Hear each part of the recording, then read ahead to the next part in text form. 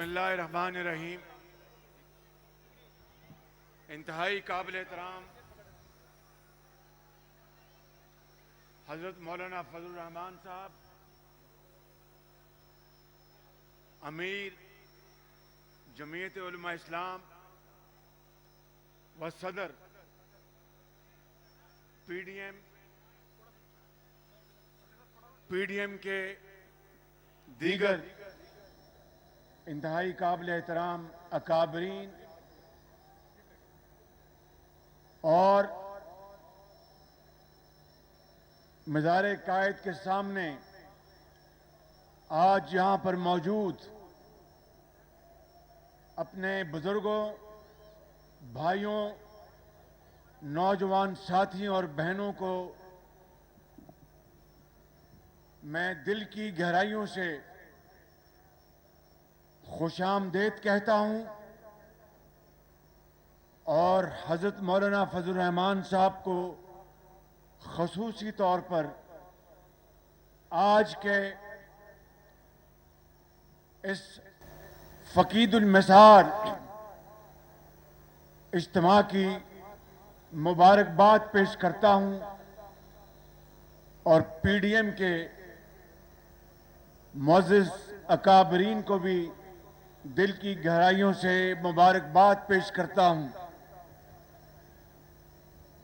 بزرگوں، بھائی اور بہنوں، یہاں پر مجھ سے پہلے آنے والے مقررین نے اپنی شعلہ بیانی اور جذبات کا اظہار کیا. بلوچستان کے مقررین نے جو بلوچستان کے حوالے سے جن محرومیوں کا ذکر کیا، پی ڈی ایم ان کے ساتھ نہ صرف بھرپور اظہار یکجہتی کرتی ہے بلکہ میں ان کو یقین دلاتا ہوں کہ پاکستان مسلم لیگ نون کے قائد میاں نواز شریف اور ہماری جماعت ان کے ساتھ ان کے معاشی اور سماجی اور قانونی حقوق دلانے کے لیے ان کے ساتھ بھرپور شامل اور کھڑی رہے گی. میرے بزرگوں، بھائیوں اور بہنوں، یہ بات مارچ 2019 کی ہے کہ جب سلیکٹڈ وزیر اعظم عمران خان کراچی آئے اور یہاں پر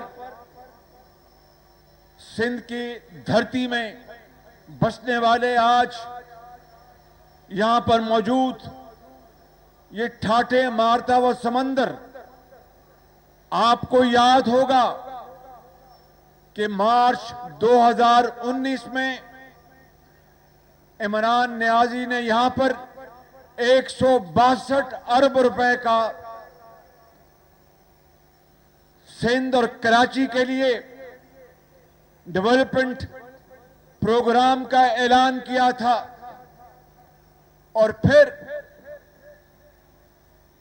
2020 میں پچھلے سال جب شدید بارشیں ہوئیں اور یہاں پر ایک قسم کا سیلاب آ گیا تھا، اس کے بعد پھر یہاں پر عمران نیازی نے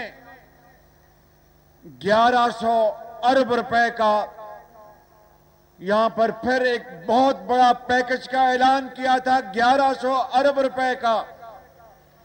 مجھے میرے محترم بھائی بلاول زرداری بھٹو صاحب نے بتایا تھا کہ شہباز شریف صاحب اس 1100 ارب روپے میں سندھ کی حکومت نے خطی رقم ساتھ لگانے کا اعلان کیا ہے، لیکن آج تک عمران نیازی نے ماں سوائے چند ٹکوں کے سندھ کی ترقی اور کراچی کی محرومیوں کو خوشیوں میں بدلنے کے لیے وہ رقوم اب تک مہیا نہیں کی ہیں اور جھوٹے وعدوں کے اوپر عوام کو ٹرخایا جا رہا ہے۔ میرے بزرگوں، بھائی اور بہنوں، آپ کو یاد ہوگا وہ دور 2013 اور 18 کے درمیان جب اس شہر میں بھتہ خوری عروج پر تھی، بند بوریوں میں لاشیں ملتی تھی اور پرچیاں جاتی تھی کہ کروڑ روپیہ دے دو، 10 کروڑ روپیہ فلاں کو دے دو، اور پھر اتنی یہاں پر خوف کی لہر تھی، ایک ماحول تھا کہ یہاں سے لوگ پنجاب کی طرف جانا شروع ہو گئے۔ یہاں پر کاروباری لوگوں نے اپنے خاندان دبئی شفٹ کر لیے، لیکن پھر میاں نواز شریف نے تمام اس شہر کے اندر اور اس ملک کے اندر جو بھی یہاں پر ادارے تھے ان کے ساتھ مل کر، یہاں کی حکومت کے ساتھ مل کر اور کاروباری حضرات کے مشورے کے ساتھ ایک مربوط پلان بنایا، اور پھر آپ نے دیکھا کہ کراچی میں جو امن و امان کی تباہ حال صورتحال تھی، اللہ تعالیٰ کے فضل و کرم سے کراچی کا امن واپس لوٹ آیا اور وہ خاندان واپس کراچی آ گئے، اور آج کراچی میں الحمدللہ بھتہ خوری کا خاتمہ ہو چکا ہے۔ بند بوریوں میں لاشیں اب نہیں آتی۔ میرے بزرگوں، بھائیوں اور بہنوں، یہ وہی نواز شریف ہے جس نے 20 ابھی آپ کو بلوچستان سے ہمارے ساتھی بتا رہے تھے ڈاکٹر صاحب کہ کراچی کے لوگ خوش نصیب ہیں کہ اب یہاں پر لوڈ شیڈنگ نہیں ہوتی، مگر بلوچستان میں لوڈ شیڈنگ ہوتی ہے۔ وہ یقیناً درست بات کر رہے ہوں گے، لیکن یہ بھی اپنی جگہ حقیقت ہے کہ اس زمانے میں 20 گھنٹے لوڈ شیڈنگ ہوتی تھی۔ گھروں میں ایک مزدوری کرنے والا شخص شام کو گھر آتا تھا تو نہ مزدوری ہوتی تھی، پنکھا بند ہوتا تھا، ذہنی طور پر لوگ مفلوج ہو گئے تھے، کاروبار ٹھپ تھا، صنعتوں کی چمنیوں سے دھواں نکلنا بند ہو چکا تھا، لاکھوں لوگ بے روزگار ہو چکے تھے، اور دیہاتوں میں، کھیتوں میں وہ بالکل سرسبز ہونے کے بجائے وہ پیلے پڑ چکے تھے۔ پاکستان کی معیشت تباہی کے دہانے پہنچ چکی تھی، مگر پھر آپ کو علم ہے، یاد کریں وہ دن کہ اللہ تعالیٰ کے فضل و کرم سے سی پیک اور پاکستان کے اپنے وسائل سے اربوں ڈالر خرچ کر کے یہاں پر 11,000 میگا واٹ بجلی پاکستان میں 5 سالوں میں مہیا کی گئی، جو کہ پاکستان کی پوری تاریخ اس سے پہلے کے مقابلے میں 5 سالوں میں 11,000 میگا واٹ بجلی کے منصوبے لگا کر چلائے گئے، اور آج کراچی کی روشنیاں واپس آ چکی ہیں، پاکستان کے اندر صنعتیں دوبارہ چل رہی ہیں، اور روزگار بجلی نہ ہونے کی بنا پر جو ختم ہو چکا تھا وہ دوبارہ لوگوں کو مہیا ہوا۔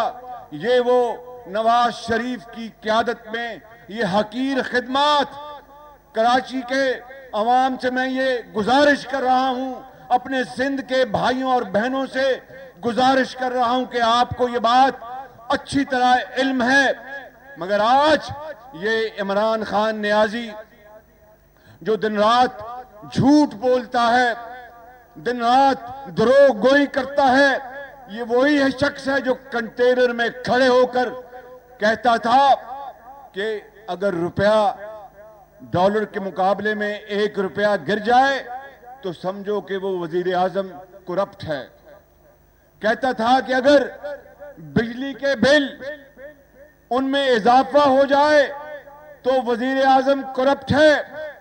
کہتا تھا کہ اگر لوگوں کو مہنگائی سے واسطہ پڑے تو وہ حکومت کرپٹ ہے. آج میرے بزرگوں، بھائیوں اور بہنوں، مجھے بتاؤ اپنے دل پر ہاتھ رکھ کر کہ کیا چینی سستی ہوئی؟ بتائیں مجھے زور سے. کیا آٹا سستا ہوا؟ زور سے بتائیں نا، وہاں پر بنی گالا آپ کی آواز جانی چاہیے. آٹا سستا ہوا؟ بجلی سستی ہوئی؟ گیس سستی ہوئی؟ ہر چیز اس وقت آسمان سے باتیں کر رہی ہے. عمران خان تو 350 کنال بنی گالا کے محل میں بیٹھ کر ریاست مدینہ کی بات کرتے ہیں. میں ابھی حضرت مولانا سے خلافت راشدہ کے زمانے کی میں وہاں پر ان سے گفتگو کر رہا تھا اور ان سے کچھ سیکھ رہا تھا. 350 کنال کے گھر میں بیٹھ کر ریاست مدینہ کی بات کرنا، میں سمجھتا ہوں کہ اس سے بڑی اور کوئی خطا ہو نہیں سکتی. آپ حضرت عمر فاروق کا زمانہ دیکھیں، آپ حضرت علی کا زمانہ دیکھیں، آپ حضرت عثمان کا زمانہ دیکھیں، آپ حضرت ابو بکر صدیق کا زمانہ دیکھیں.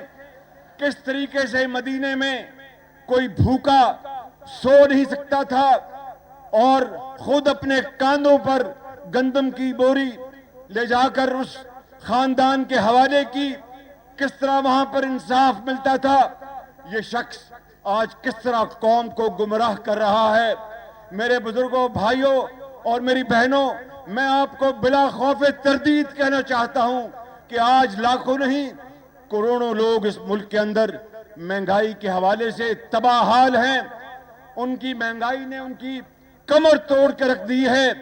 اس عمران خان کو کیا پتا جو کہ اس محل میں رہتا ہے اور ہیلی کاپٹر میں اپنے گھر سے دفتر روز ہیلی کاپٹر میں جاتا ہے. اس کو کیا پتا کہ لانڈی میں، مہران کی وادیوں میں، بلوچستان کے سنگلاخ پہاڑوں میں اور KPK کے برف پوش پہاڑوں میں اور پنجاب کے میدانوں میں غریب خاندان کس طور زندگی بسر کر رہا ہے. ایک وقت کی روٹی کو ترستا ہے. بیمار ماں کے لیے، بیمار بیٹی کے لیے علاج کے لیے پیسے نہیں ہیں.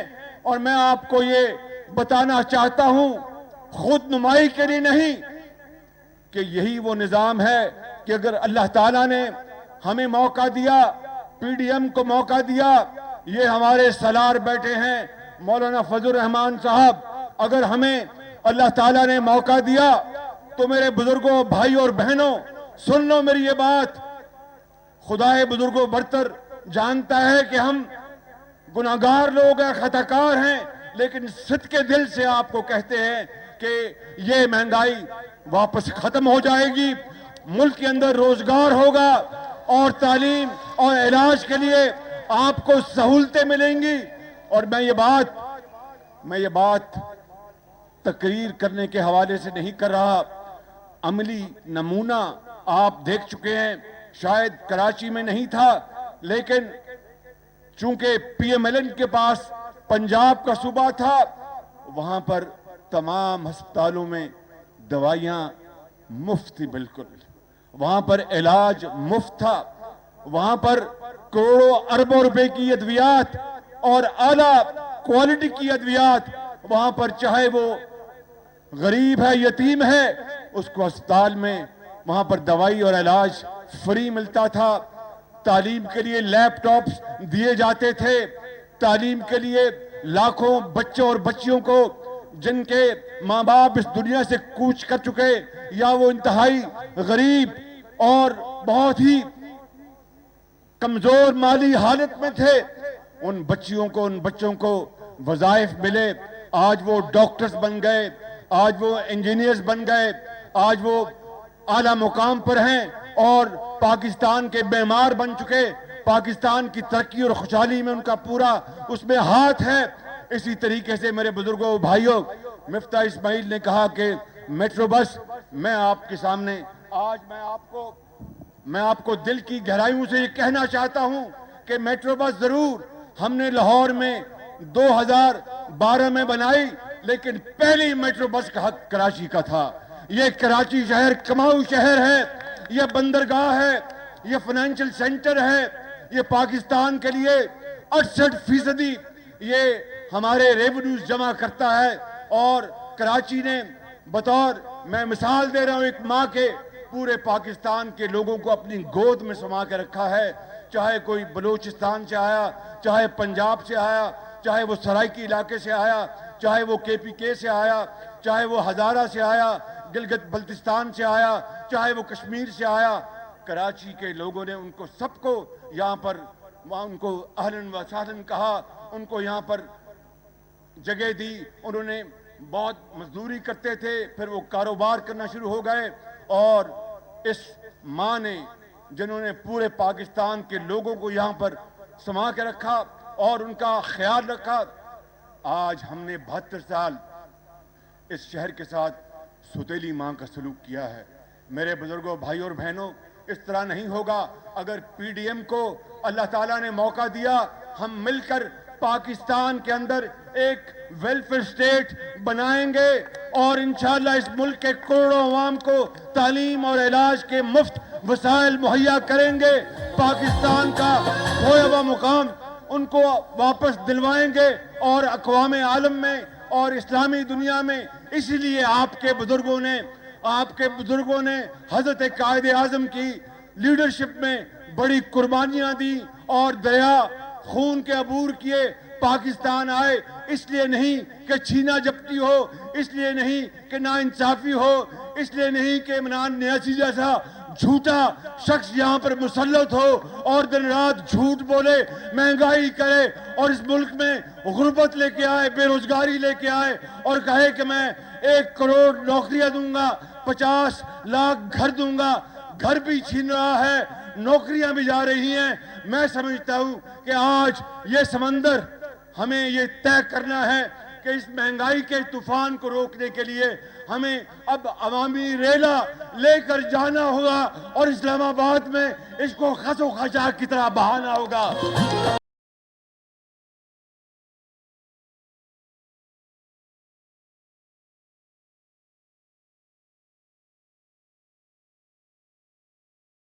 خان صاحب قرآن کریم کی تلاوت کرتے ہوئے لیڈ کریں گے اور ہم سب ان کے ساتھ لاکھوں لوگوں کے ساتھ مل کر مہنگائی کو دفن کرنے کے لیے, اس جھوٹی اور کرپٹ حکومت کو سیاسی طور پر دفن کرنے کے لیے انشاءاللہ جائیں گے. اللہ تعالیٰ کو منظور ہوگا تو یہ ہو کے رہے گا. پاکستان پاکستان پاکستان اسلام.